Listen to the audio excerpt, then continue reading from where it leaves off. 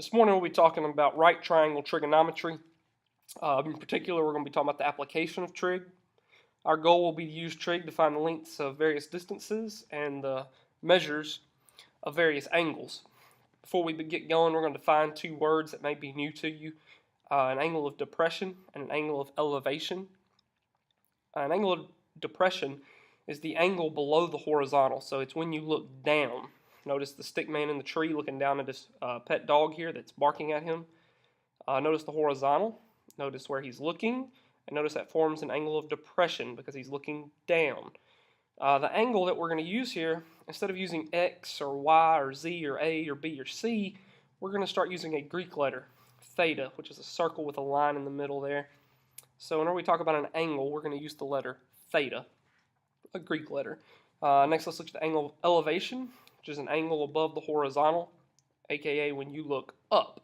So I have a building drawn, I have a stick man on the ground, and he's looking up at the top of the building. So he's looking up, so it's an angle of elevation. Notice the angle is forming above the horizontal. So notice the difference between an angle of depression when the angle is formed below and an angle of elevation when the angle is formed up above. The key here is to put yourself in the place of the stick man. Think, where are you at? If you think you're on top of the building, that's crazy. It's probably illegal. Roof hacking is not accepted in most parts of the country. Next, let's look at an example.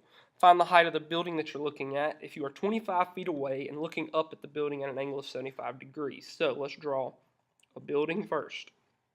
Yes, you can compliment my artwork later, just like you will be reporting this video for an Oscar later. So, next let's draw ourselves 25 feet away. So I'm going to put a line across from myself to the building, which is 25 feet. Then I'm going to think, where am I looking? I'm looking at the top of the building at an angle of 75 degrees. So there is my angle of elevation. I'm going to notice a couple things. A right angle and a triangle, which makes a right triangle, which means we can use trigonometry here. So let's start identifying our sides just like we would if this was a regular math problem on a boring worksheet.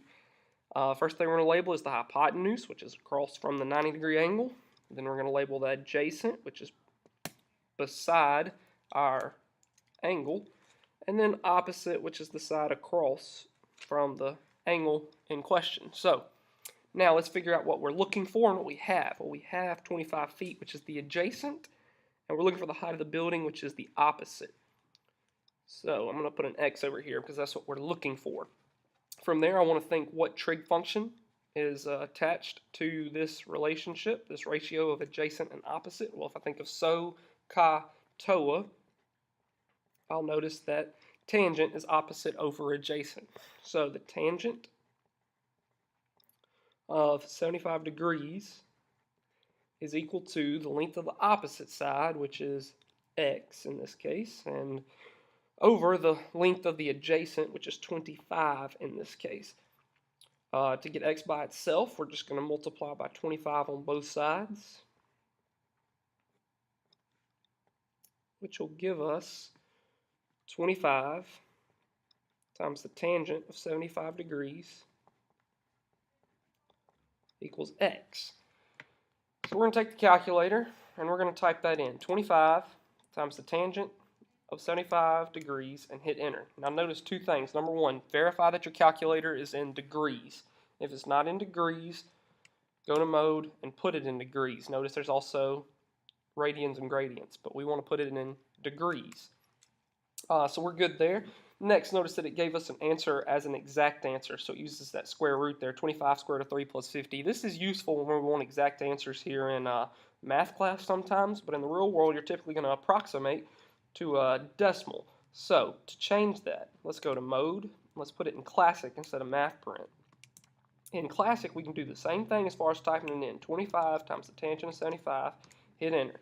Now it gives us our answer as 93.3 feet in the calculator here.